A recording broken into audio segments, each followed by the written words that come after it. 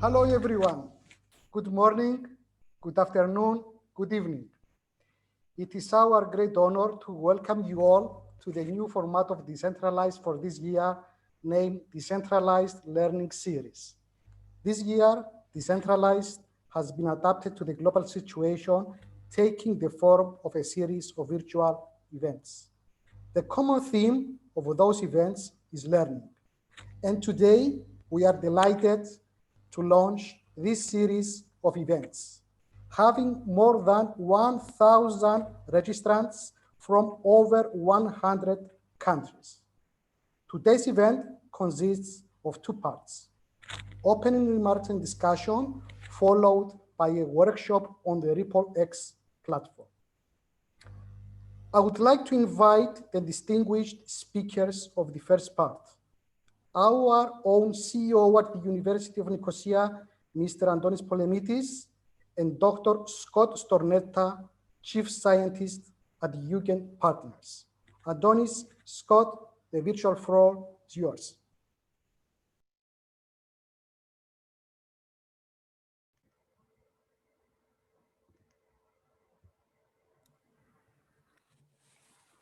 Thank you, Ilya. Can you hear me?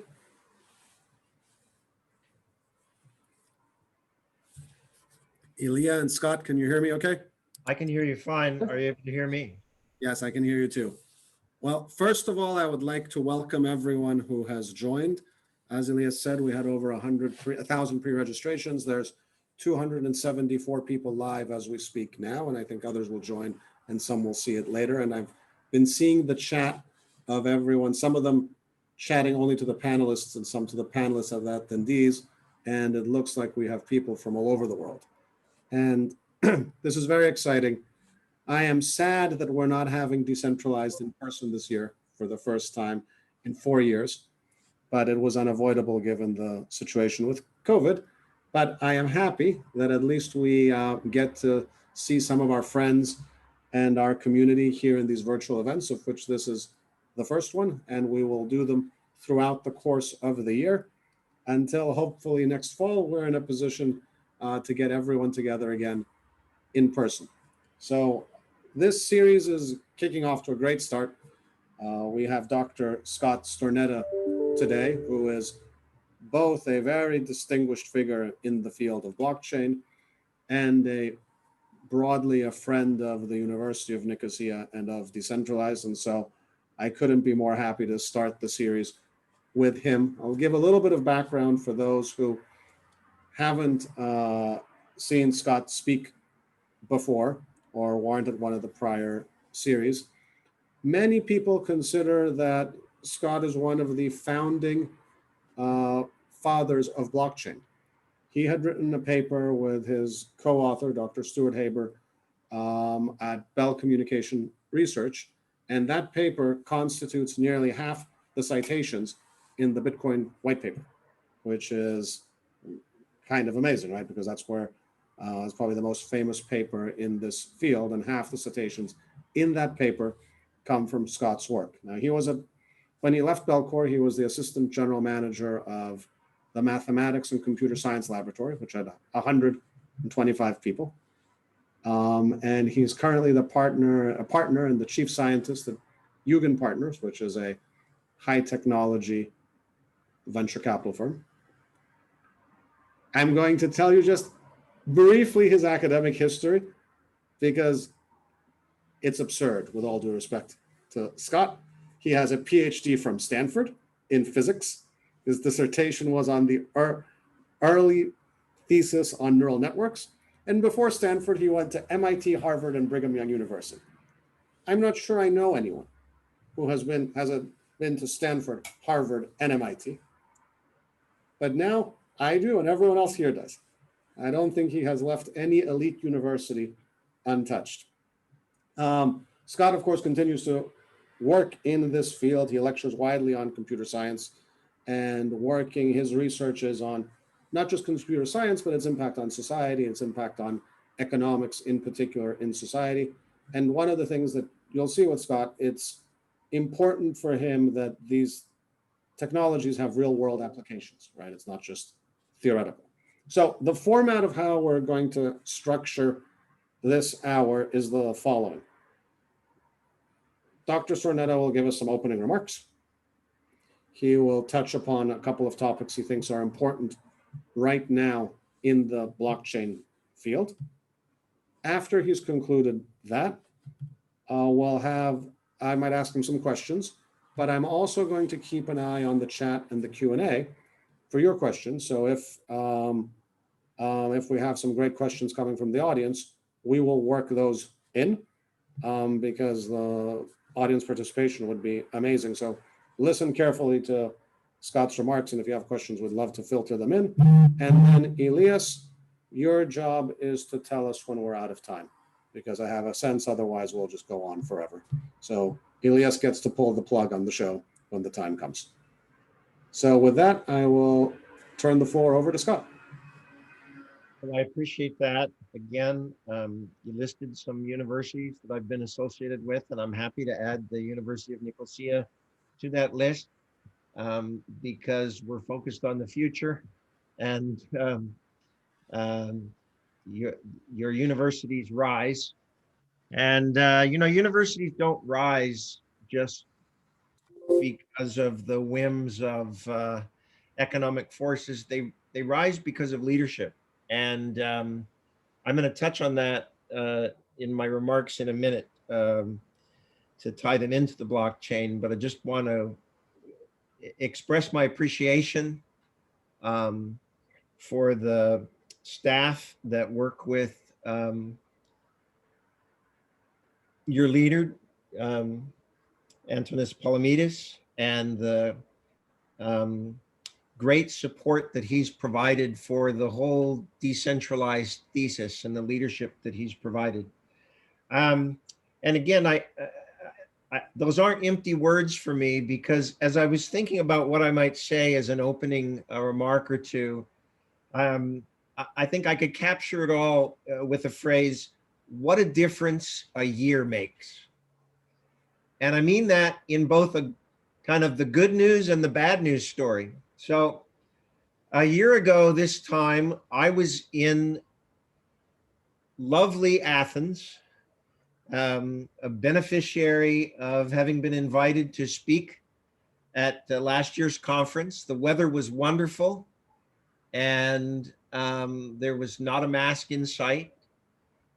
And yet things were, in a sense, a little bit gloomy about the blockchain and decentralized space. There was a lot of second guessing and asking why things weren't progressing as fast as they had been expected to, and what could be done to increase the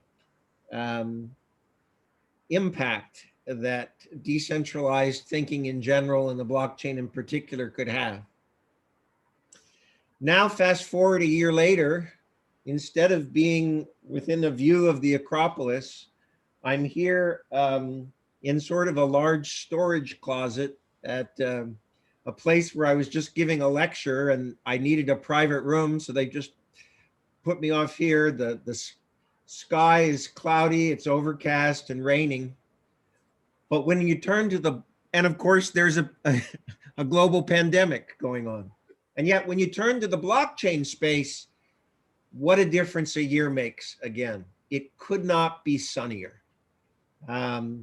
So much of the concerns that were expressed about why is blockchain not seeing the traction that many of us had hoped for were very palpable at last year's conference. We knew that there was promise, and we placed our bets, so to speak. But again, and this comes back to the leadership that I see evidenced with the University of Nicosia. There was a commitment for the long haul to see this field begin to flourish. And there's really been a crescendo of events in the last few months that I think help to punctuate why it is that it's a very sunny day in the decentralized peer-to-peer blockchain world. Let me just cite a couple of them. I'm not going to talk much about stable coins and things in that space only because Ripple is, I'm the opening act for Ripple, and I'm not going to steal their thunder. But let me mention a couple of other things that make these very exciting times. One, the announcement by PayPal, which I consider a truly watershed event that is going to help to legitimize the concept of cryptocurrencies, including Bitcoin.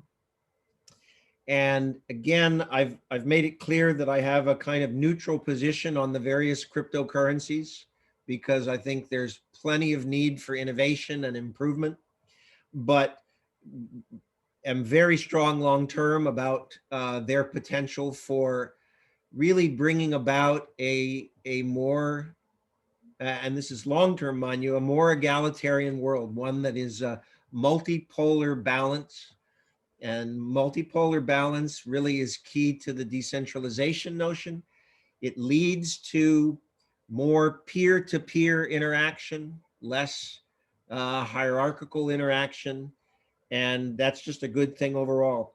The second thing I would cite, and I'm just going to caution that many people would consider this just the opposite of good news in the blockchain space, and that is the rise of the government of China's decision to move forward in a major way with CBDC, a central bank digital currency. I say many would consider that a negative because this was not the decentralized, non-hierarchical promise of blockchain that we were initially hoping for. But I think there's a huge silver lining to that, and I hope we have the chance to talk about that later on. And then the third thing I'm going to cite, just to keep the list short, is in that same sort of realm of good news, bad news story. We here in the United States have just gone through a pretty tumultuous election. And without taking a partisan stance on the various candidates and the issues, I note that I consider it of singular importance that the Associated Press thought it was important enough that they enter in onto the blockchain the data surrounding their calling of the election and the votes of the Electoral College. For me, it's in a sense sad that the Associated Press felt the need to have to register this so that truth would be established. But isn't it great that the mainstream media is grasping why it is that the blockchain can be such a firm foundation for a better world? Anyway, there's a lot more that I could say, but I wanted this to be an opening statement rather than a lecture, so I'm going to stop there.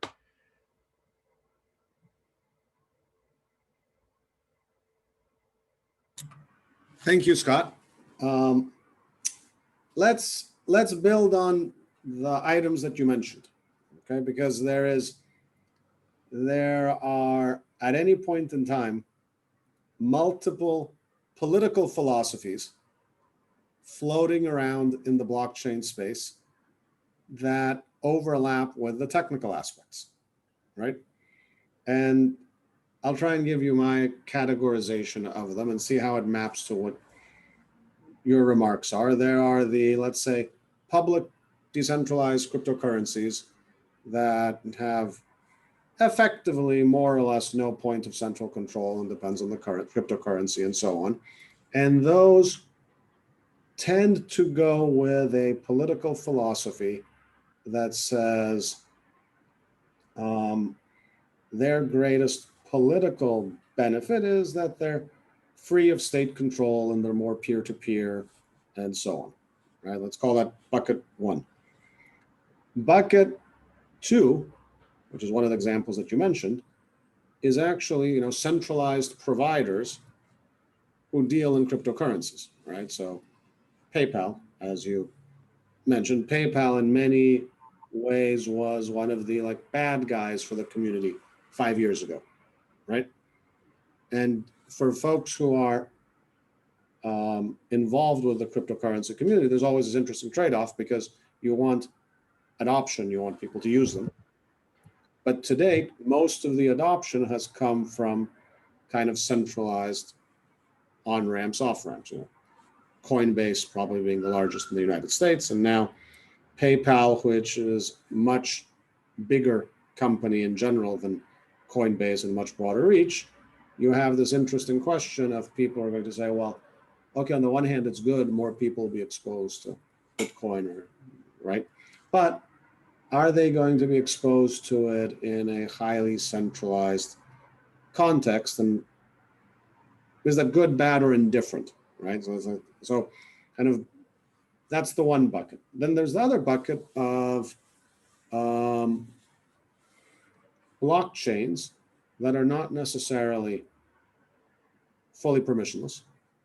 And those could be corporate. It could be a consortium of banks that are using blockchain to settle trades among themselves, but you or I can't join them. You have to be a bank, right? And then the big emerging question of the central bank digital currencies, which is what you had mentioned and where China has, I think, made the most progress. Certainly it's the large economies, it's the one that's made the most progress. And there are folks who would say, wow, like this is, in fact, the opposite of those initial values, that this might be a way to assert more state control, right? Like of a CBDC, depending on how it's designed, because you can take different design considerations, but my guess is people would say, oh, a digital one is likely to have more controls on it or than cash does today, right? And so it's an instrument of state control. You have also the flip side, right? That you have some legislators or some countries who are against the decentralized currencies and would prefer that things came onto a more. So this is kind of the spectrum of activity, right? And there appears to be activity happening across the spectrum, actually, right? Well, even on the decentralized side, you have now decentralized finance, where those are more or less decentralized, and on the other end of the spectrum. So my question is, from your perspective, because this is ultimately personal, there's no right answer to this, right? As we develop over the next 5 years, what happens at this intersection of political philosophy and technology? Does it continue in kind of opposition, some parts in opposition to the other? Does it consolidate in one direction? Does it become irrelevant? How do you think about this question? Well, again, it's a you've fallen into my carefully designed trap of asking a question that I could talk about for hours, because I really think a lot about the intersection between technology and the impact and effect it has on society. And, how is it that we're going to use this to build a better world? And let me respond in a couple of ways to some of the particular points you've made, maybe as a way of elucidating more my general philosophy. One is, you talk about how in an initial vision, we were all going to be peers. We were going to disintermediate the evil concentrations of power and capital. And having eliminated them, there would obviously spontaneously arise world peace, because once you get rid of the bad guys, what's left but world peace? And so there's this feeling of concern that the technologies that we invented with such promise have been co-opted by the bad guys. And I think that's, while it's certainly an understandable position to take, I think the truth, quite frankly, is both more subtle and also more positive. And that is, these folks that have embraced these traditional players, whether governments or large corporate players that have embraced the technology are essentially allowing in the very subversive peer-to-peer influence that they might otherwise think that they have some control over. And so I think of it as blockchain infiltration rather than blockchain being made subservient to. The technology will play its way out, and it has an influence and a power of its own to begin to affect those organizations. And those organizations that currently find themselves, sort of big man on campus, sort of in pole position, are really leading the way to show others how they can become part of a multipolar world. And so even though that wasn't their intention, their embrace of the technology is inevitably going to lead to additional parties that realize that they can play, in essence, the same game, and thus help to equilibrate, create a broader balance of power. Now, some of you may be thinking, well, that's going to take a long time, but it's important to understand who it is that's saying this, and this may be a condemnation of me, but that is, my training was as a physicist, and physicists are always thinking about what happens in the asymptotic state.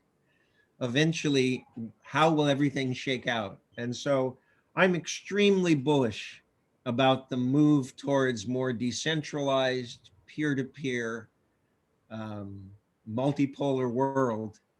And I think blockchain is a big part of moving in that direction. Now, I also want to take on a second point, and this will be my final, it's just 2 points.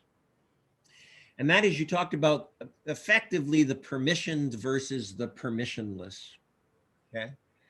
And in a sense, I think that is a reasonable division, but one that masks something even more fundamental about the divide.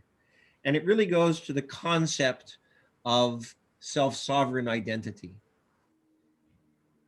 The comment that I'd make is our concerns about permissioned versus permissionless.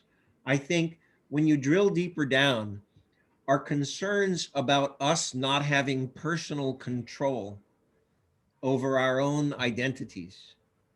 And so from my perspective, and I'll put this out, and others I'm happy to have disagree with me, I'm happy to hear, contrarian viewpoints.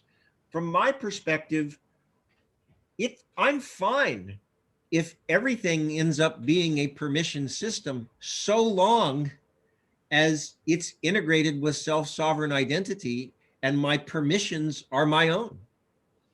I don't think permission versus permissionless is the divide. It's the individual having sovereignty over their activities. And so I think as we broaden the permissioned world, vis-a-vis, and I know I keep harping on this, vis-a-vis self-sovereign identity, it essentially achieves the goals that we initially attributed to the permissionless world. But I'm sure there's plenty of intelligent people that would like to disagree with that, and I would like a clarification, because I'm not sure if I agree or disagree, but I definitely want a clarification. So my understanding of self-sovereign identity is I can come and say I'm Antonis because I can prove in some decentralized manner that I'm Antonis. I'm not bringing my driver's license, right? I'm not bringing my passport. We agree that that's at a simplistic understanding is, and let's say we agree I'm the basis for, or there's some decentralized system for that. That's the basis for who I am. But I'm in a permission system. And in a permission system, let's say transaction system, someone says, I have a problem with Antonis. The regime has a problem with Antonis. We know he's Antonis because we can use the self-sovereign system that he's using. We've all agreed that it's Antonis. But you know, he's a bad boy. He has not voted for the emperor this year. We're going to cut off his payments. How does the self-sovereign identity help me in that case? Right. It's a great question. And again, I'm more than willing to grant that there's a lot of legitimate arguments that come up on the other side. But I would assert that what is being talked about in those situations is using anonymity as a kind of blunt instrument for asserting individual rights.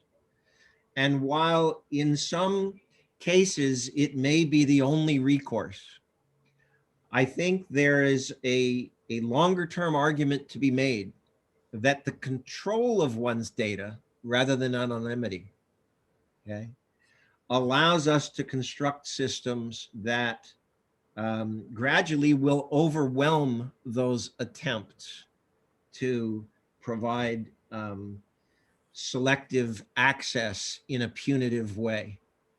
And so I understand that anonymity is a recourse, but in a sense, it's the bluntest of instruments, okay, in finding recourse. And rather than talk about this as a privacy anonymity kind of debate, to me, it's all about control and ownership of one's own data and one's own identity. I think that ends up triumphing. But again, as they say, as those that critique physicists who say, you know, don't worry because asymptotically this is all going to work out fine, there is the counter anecdote, and I can't remember who it was attributed to, who says, yes, but asymptotically we're all dead. Exactly. Even economists say it, right? In the long run, we're all dead in the long run. Okay, let me pick up on this because there's a word you used multiple times that I don't hear often in the space. And I would like you to elaborate on what you mean. And it's the word multipolar, right? And you're saying this will lead to a more multipolar world. And I actually don't hear that discussed a lot. And you mentioned it multiple times. And I think it's core to your thinking and how you imagine a good outcome from all directions, both the centralized and the decentralized and the partially centralized moving. Tell us what multipolar means 10 years from now. How does it tie together? Great. I know I have used that word multipolar. Obviously, it arises in the context of geopolitical affairs where we talk about a unipolar world, a bipolar world, and then a move to a multipolar world.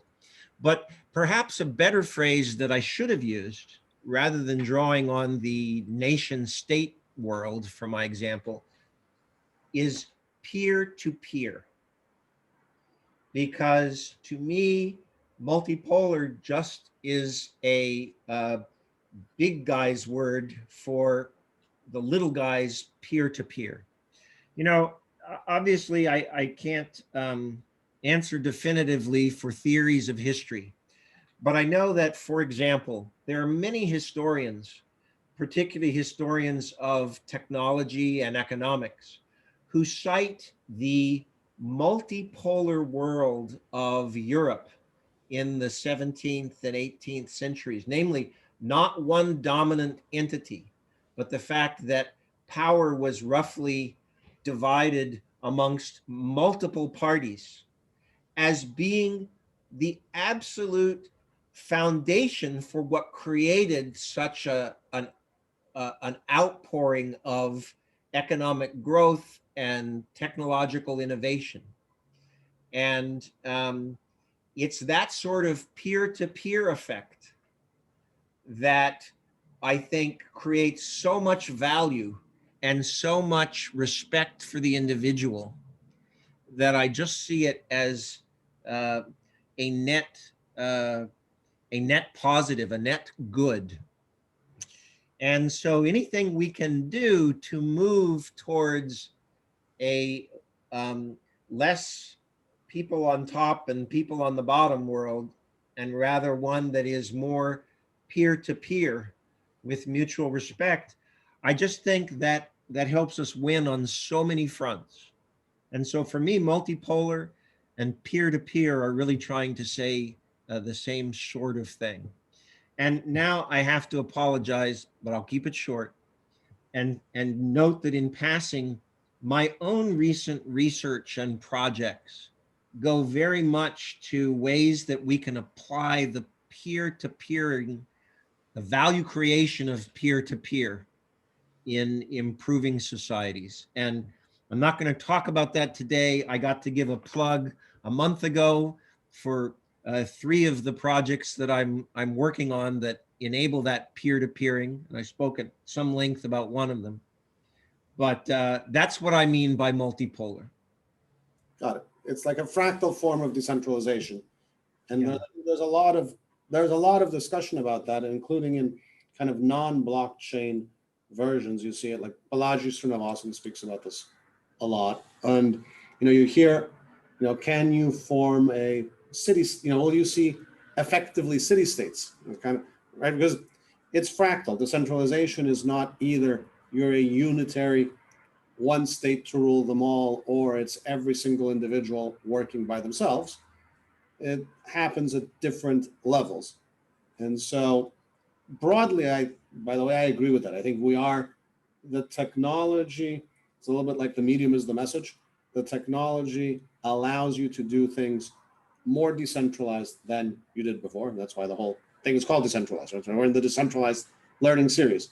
And we saw it in media with the internet, and I think you'll see it in broader context now with this value transfer. Okay, I have one more question along these lines, and then I'm seeing some interesting things pop up from the audience that we can go address. But it's a question I like to ask many people, which is the following. Everyone often in the community says, oh, I wish X did something different. Oh, I don't like this policy. Why? Oh, I'm so upset at the legislators. Or why is my country not moving fast enough? Let's say we made you head of state for the day of a generic Western country. It could be France, it could be Canada, it's the UK, it's the US, it's Germany. Just have some context. So you have a fully developed financial system and so forth, a Western style economy. What would be and you can pick your number, it could be 1 or 2 or 3, most important changes you would make to help accelerate the development? I mean, if you were king for the day, what would you do to help society move towards this better outcome faster as it relates to these technologies? Wow. Must say that the lure of the ring is strong. But I do note in passing, before I give my real answer, that if such a thing were to come to pass, my wife would immediately apply for dual citizenship in some other country as well. So let that be my, the thing that keeps me in check.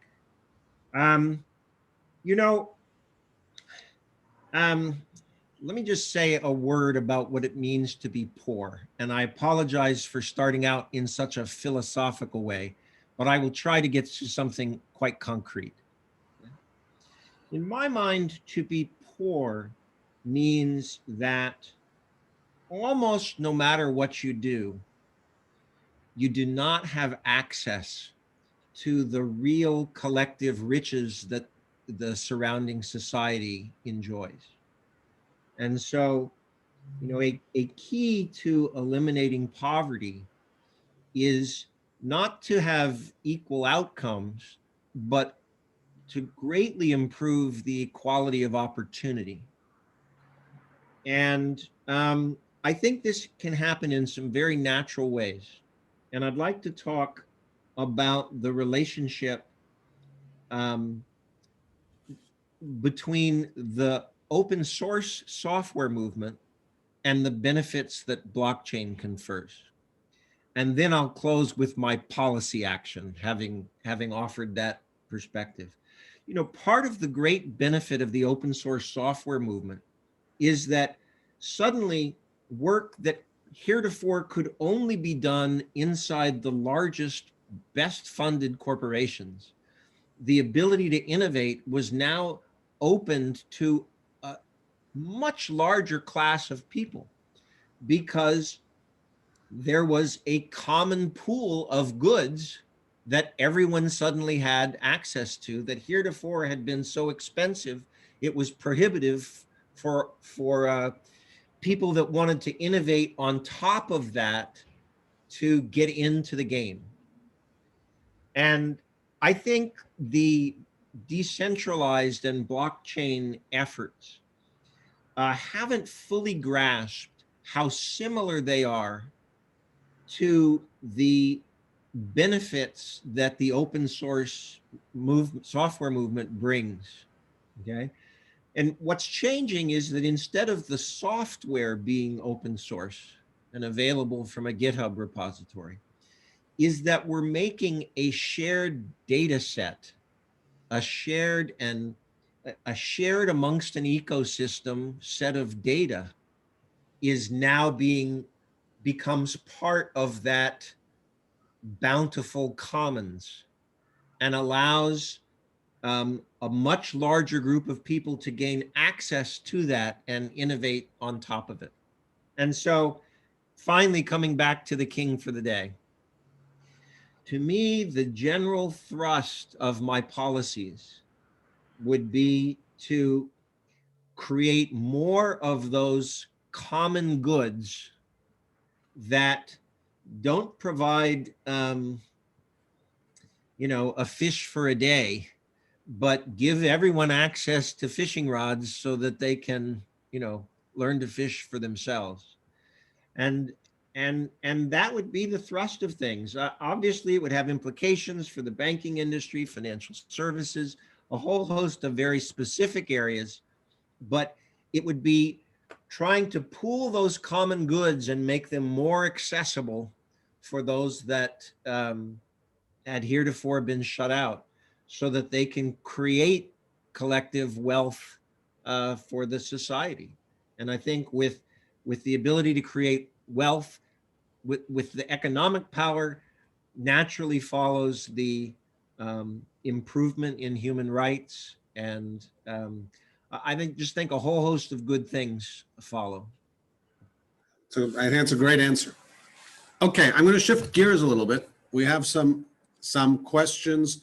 Some of them are a little bit more tangible and practical, and we might change the tone a little bit. So we've done a lot of high philosophy so far. I like this question a lot. At a recent 2020 WYO Hackathon Wyoming Blockchain Stampede, Scott Stornetta did a really interesting mentoring session for entrepreneurs. Why many startups fail, boiling down to product market fit and decisions. And maybe a few words about this would be fine for our community here. And what I'd like to note is we do have, I think, a very entrepreneurially active community. I think this space tends to attract folks with an entrepreneurial bent. And so I am sure at any point in time, within the 323 people watching this or the hundreds more who will watch it later, there will absolutely be folks who have started a business or working on a business or thinking of starting a business. You're in the business of funding entrepreneurs who start businesses. So what would you say to someone generically in the space who's working on a business? What are the important things they should keep in mind and the key success factors? I'm happy to diverge off of there, if that's okay. Yeah. I actually do give this talk to groups that I've been able to meet individually with the CEOs and management teams, and then I tailor my response to that community that I've met with. But I have a kind of opening slide where it references something else, and it lists the 10 reasons why most startups fail. And I say, I think this is actually a little like those t-shirts that say there are 10 types of people in the world, those who understand binary and those who don't. And it really comes down to just 2 reasons. Okay. There are 2 reasons why most startups fail. And again, I'm happy to provide a link to a longer, an hour that I spend talking about this. But the first reason is that for those of us that come from strong technology backgrounds, we have to almost overcome our innate tendencies to be technology focused and thinking how smart we are, and the need to pivot to be customer focused and thinking how we can build something that will actually solve a problem. That's reason number one of the two. Reason number two comes down to a story that I like to tell. I think it's funny, but your mileage may vary. Anyway, there's this highly successful CEO, but he's very well known as someone that speaks very succinctly. And so someone's interviewing him and he asked him three questions. First question, what makes a great CEO? And he says, great decisions. And he says, how do you make great decisions? He says, experience. And then the third and final question is, and how do you get experience? And he says, bad decisions. Okay, you could obviously hear it where it was going. And this is really the second reason that most startups fail. People do not have enough experience. They make bad decisions. And the silver lining there is twofold. One, if you persist long enough, okay, you will eventually make enough bad decisions that you will gain experience. And it will be that experience that will lead you to making good decisions. The alternative is to find a friendly father figure or a nice, kindly, experienced aunt or uncle that can kind of mentor you along so that you can accelerate the process. But yeah, you need to make a product. You need to turn technology into a product that actually solves someone else's needs, not yours. And you need to survive long enough that you make enough bad decisions that you gain experience and can start making good decisions. Great. Let me take another question from the audience, which I believe, in a way, somewhat abstract, goes back to your common goods point, because we do have a variety of common goods as humanity, but here it references environmental common goods. And the way this question is structured, it says, how can blockchain help in environmental sustainability? And the person asking the question says, our region, which is the northern part of Nigeria, is affected by environmental issues like deforestation and other climate change issues. And this has always been an interesting topic to me because it has come up many times through the years with blockchains. And maybe there is some type of solution for the tragedy of the commons that has to do with this, that can be touched upon with blockchain, but I don't think much has happened yet. And I'm curious about your thoughts of, is there some type of linkage here? What could it be? And maybe how we could get people working on these topics. Sure. Well, I guess the first thing I would say is that I am not Jeffrey Sachs, okay? And what I mean by that is, again, I had respect for the man, but he's the kind of person that wants to be king for a year, I think, and has the idea that if people would just do X, bang, the problem would be solved. And there's a kind of mega scale activity about, wiping out deforestation issues or climate change, on a grand scale. I am what I would call a small ball player. And so I think that the problems that you're citing in Nigeria are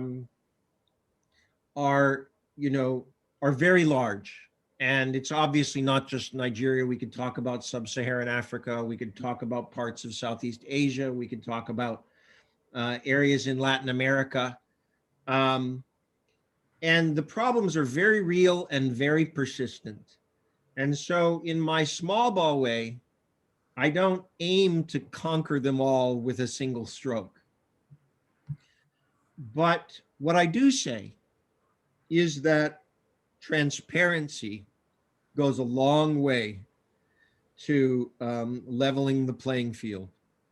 Transparency in the supply chain is a very specific area of applicability, particularly in the agricultural space, where we are quite focused and active as a venture capital firm, because we think it can be a great equalizer to helping a larger group of people realizing the implications of their choices and therefore making better choices that in a kind of bottom up way, I think can begin to have an effect on some of these enormous challenges that that are going to take some time to work through.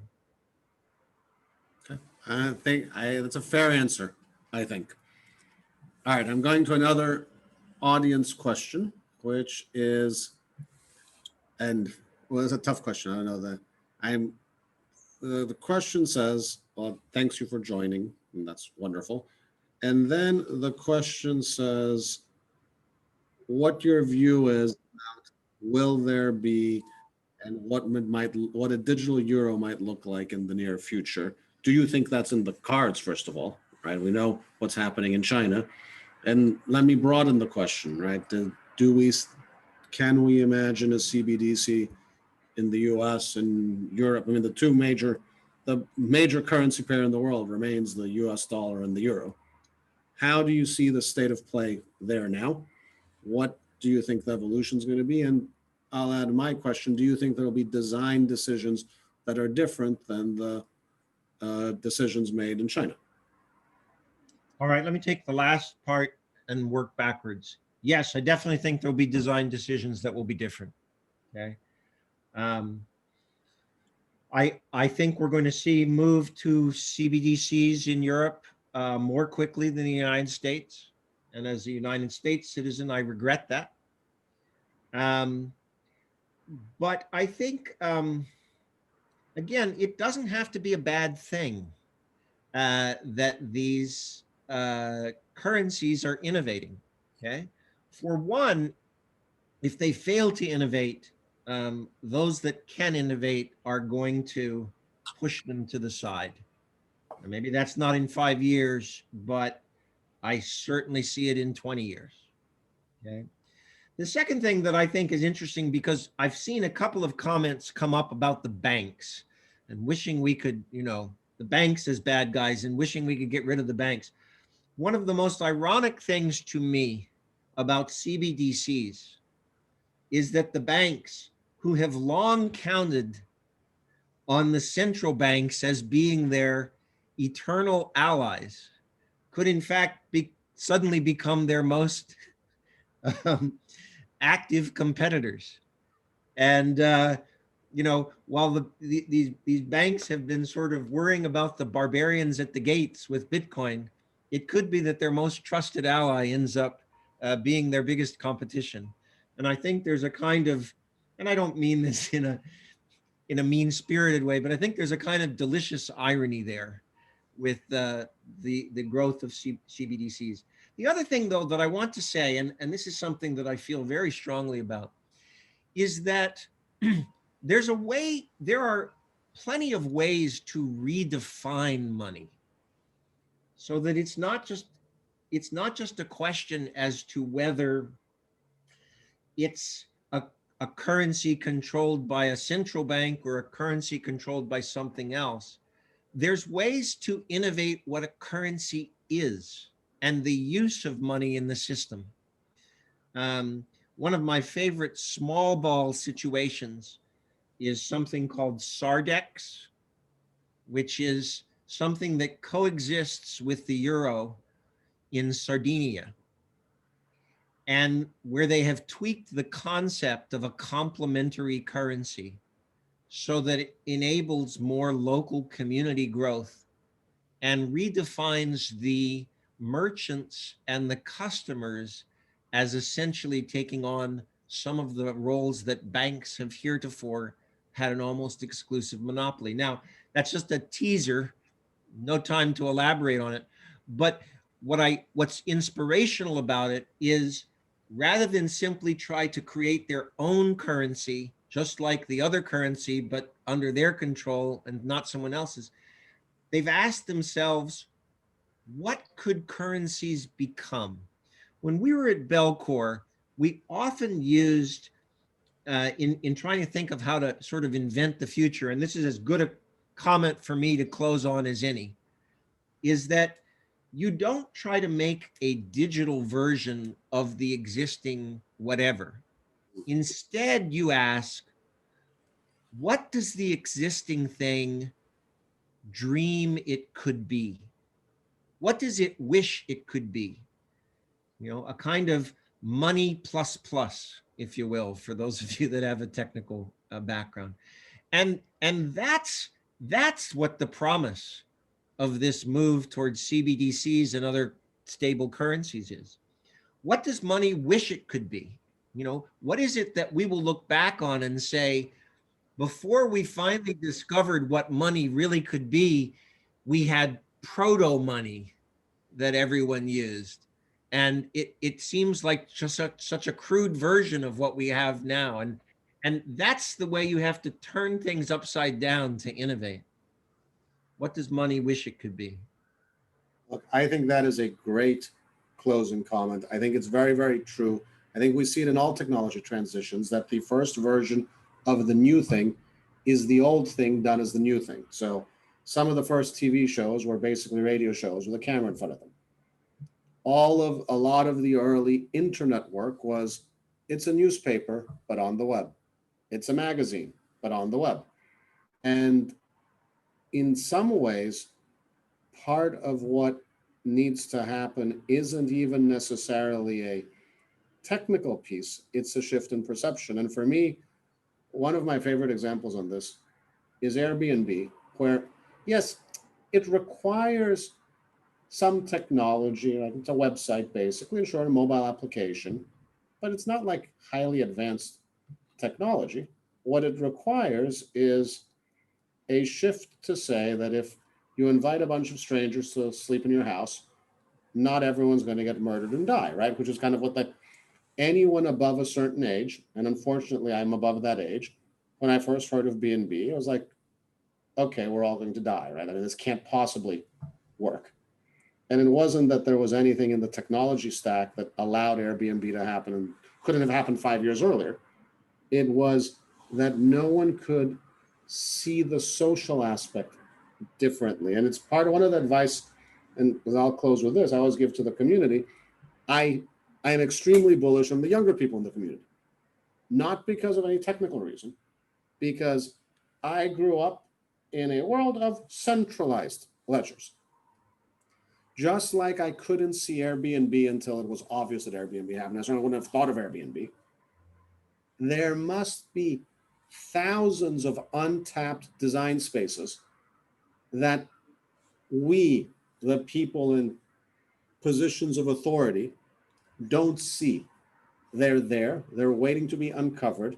They will not be, it is wire transfers, but on a blockchain. We should do those things too, right? It's useful that the New York Times is on the internet, right? Like those things will also happen. They'll also migrate to a blockchain. But the interesting things are the ones that we couldn't do before. And it's hard because you don't see them. You don't, until Airbnb exists, you don't imagine that Airbnb could exist. And so, and I believe the bigger opportunities or the biggest opportunities for people who are starting in the space now is to look for the things, what you said, what money could be, or what business designs, what social designs, what social constructs don't exist now and we can build. And so with that, I would like to first thank Scott for his hugely insightful remarks and for taking the time to be with us. I would like to thank the, as of right now, 337 participants who have been listening and having a discussion in the chat and adding questions. And of course, the IFF team and Elias and various members of the team and Elena that helped with the organization. I believe now we hand it over to the Ripple session, if I'm not mistaken. So, Elia, retail Yes, control. Adonis, Scott, Antonis, thank you very much for this insightful discussion.